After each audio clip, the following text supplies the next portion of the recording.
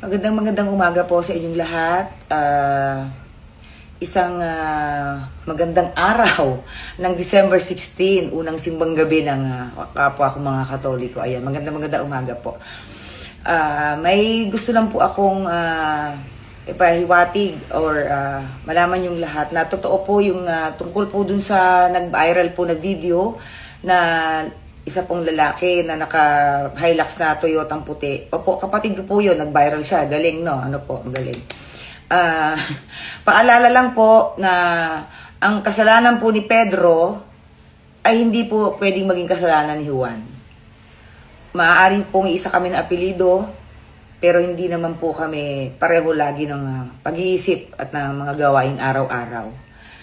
Ako po yung humihingi ng dispensa doon po sa kanyang nakaalitan at lalong-lalo na po doon sa anak na babae. Pasensya ka na, iha.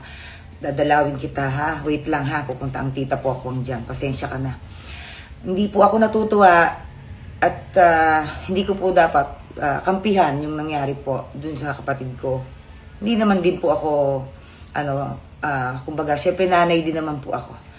Pero lagi po natin iisipin na laging may other side of story. Pero sige po, sa amin na lang po iyon. And humihingi po ako ulit ng kapatawaran dun sa mag-ama.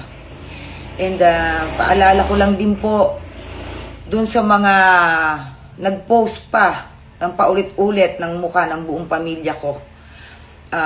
May tinatawag po tayong cyberbullying and cyber libel. No po? May mga and gusto ko muna pasalamatan pala yung mayor namin, Mayor Junjun Inares. Maraming salamat po sa pag-ayos ng problema. And pasensya na rin po kayo. Manghingi po din po ng paumanhin po sa aming mayor. Doon po sa mga ibang politiko na nakisakay po, na hindi naman taga-antipolo, nakakaloka.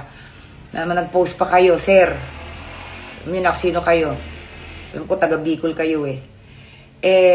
Ingat po kayo kasi mambabatas pa naman kayo. So, alam po ninyo dapat po yung tinatawag dating cyberbullying, sir. Okay? Pinost po ninyo yung mukha ng buong pamilya ko. Kapatid, isa lang po ang may kasalanan, pero buong mukha na. Yung asam po, yung privacy, yung protection po ng pamilya ko. Hindi po ako kumakampi sa kapatid ko, pero sana, nag-iingat po kayo sa mga post ninyo, sa mga comment ninyo. Again, dun po sa nakaalitan, pasensya na po kayo sa ginawa ng kapatid ko. Maraming salamat po.